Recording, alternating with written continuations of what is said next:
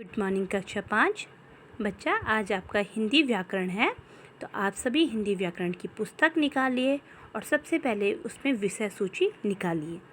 तो हमारी जो गर्मियों की छुट्टियां थी और जो हमारे फर्स्ट यूनिट टेस्ट हुए थे उसमें हमने 3 चैप्टर कर लिए थे। उससे पहले हमने क्या कर लिए थे? 3 चैप्टर कर लिए थे, भाषा व्याकरण, वर्ण विचार और शब्द विचार। तो आज से हम अपना शुरू करेंगे संज्ञा। तो संज्ञा है पेज नंबर 20 पे। पेज नंबर 20 आप खोलिएगा, उसमें हम पढ़ेंगे संज्ञा के बारे में। तो देखिए बच्चे, संज्ञा क्या है? जो अध्याय 4 है, संसार में प्रत्येक प्राणी, स्थान या भाव का कोई न कोई नाम अवश्य होता है। उन्हीं नामों से हम उनको बुलाते हैं तथा पहचानते हैं। उन नामों को ही हम संज्ञा कहते हैं। ठीक है, सबका क्या होता है? नाम होता है। तो संज्ञा की परिभाषा यहाँ पे है, किसी प्राणी, स्थान, वस्तु अथवा भाव के नाम को संज्ञा कहते हैं। संज्ञा की परिभाषा तो आप कक्षा 1 से पढ़ते आ रहे हैं ना।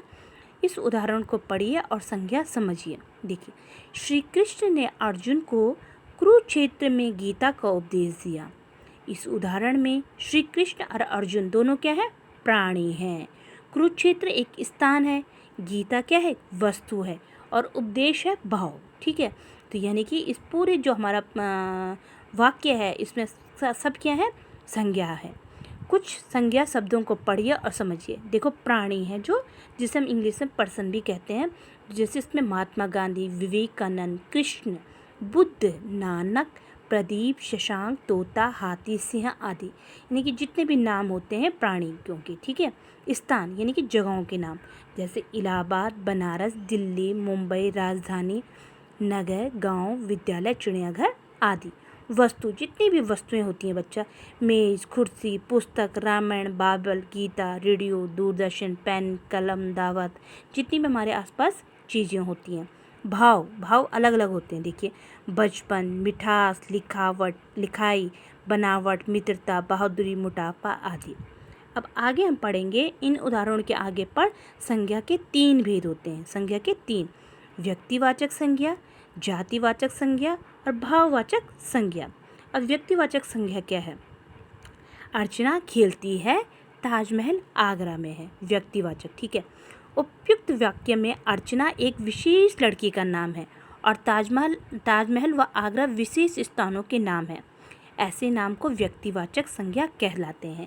यानी कि जो विशेष नाम होते हैं उन्हें हम व्यक्तिवाचक संज्ञा कहते हैं।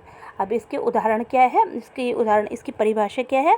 जिस संज्ञा शब्द में किसी विशेष व्यक्ति, वस्तु अथवा स्थान का बोध हो उसे व्यक्तिवाचक संज्ञा कहते हैं। विशेष व्यक्ति का, विशेष वस्तु का, विशेष स्थान का। ठीक है, अब देखिए व्यक्तिवाचक संज्ञा के उदाहरण देखिए। लाल किला जगह है ना, विशेष जगह है। श्री राम विशेष नाम है, श्री राम।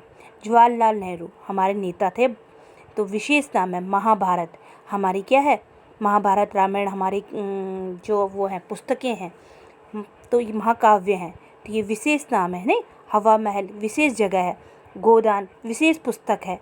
अमिताभ बच्चन, महेंद्र सिंह धोनी, ये क्या है? विशेष नाम है, तो इन्हें हम कहते हैं व्यक्तिवाचक संज्ञा। आगे बढ़ते हैं बच्चा, जातिवाचक संज्ञा। अब जातिवाचक संज्ञा क्या कहती है? कबूतर डाल में बैठे हैं, माली पौधों को पानी दे रहा है। तो इसमें क्या है? रंगीन वस्तु में कबूतर और माली ऐसे शब्द हैं जो अपनी संपूर्ण जाति का बोध करवा रहे हैं।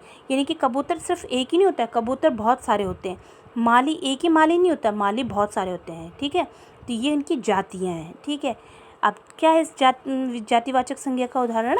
जिस संज्ञा शब्द से एक ही जाति की सभी वस्तुओं, व्यक्तियों तथा स्थानों का बोध हो उसे जातिवाचक संज्ञा कहते हैं। अब इसके उदाहरण भी देख लेते हैं। जैसे नदी, कितनी सारी नदियाँ हैं। ठीक है, मनुष्य, कितने सारे मनुष्य हैं। पर्वत, अलग अलग पर्वत हैं। नारी, बकरी, घोड़ा, लड़का, पशु, पुस्तक, सेब, ये सब इसके उदाहरण हैं। अब क्या है इसमें भी इसके 2 भेद हैं। जातिवाचक संज्ञा के भी 2 भेद हैं। देखिए, संज्ञा के अन्य 2 भेद में है। कुछ विद्वान जातिवाचक संज्ञा के 2 उपभेद भी बोलते हैं। कौन के? समूहवाचक संज्ञा, द्रव्यवाचक संज्ञा, समुदायवाचक संज्ञा। ठीक है, तो ये क्या है? विद्यार्थी कक्षा में पढ़ रहे हैं राजपथ पर सेना सलामी दे रही है। उपयुक्त दोनों वाक्यों में रंगीन शब्द कक्षा और सेना शब्द व्यक्तियों के समूह का बोध करवाते हैं। ऐसे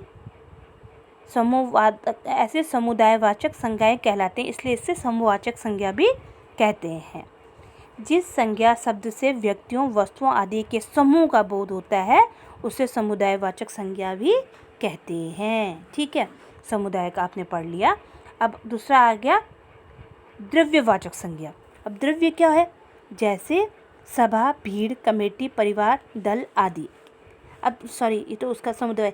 द्रव्यवाचक जैसे यह घी ताज़ा है, ये सोने के आभूषण हैं। तो उपयुक्त वाक्य में रंगीन शब्द घी क्या है? द्रव्य है, यानी कि लिक्विड है। दूसरे वाक्य में सोना क्या एक धातु है। तो ये दोनों क्या है? द्रव्यवाचक संज्ञा कहलाती हैं। ठीक है, तो आज आप इतना ही पढ़ेंगे। इसमें हमने संज्ञा के बारे में पढ़ा, संज्ञा की हमने परिभाषा पढ़ी, संज्ञा में हमने विशेष नाम पढ़े, संज्ञा के 3 भेद पढ़े। ठीक है, फिर इन 3 भेदों के भी हमने अन्य उदाहरण देखे और इनके अन्य भेद देखे। तो बाद में हम आगे करेंगे, इसमें भाववाचक संज्ञा के बारे में बताएंगे। तो आज आप इतना ही ध्यान दे के पढ़ेंगे। ओके।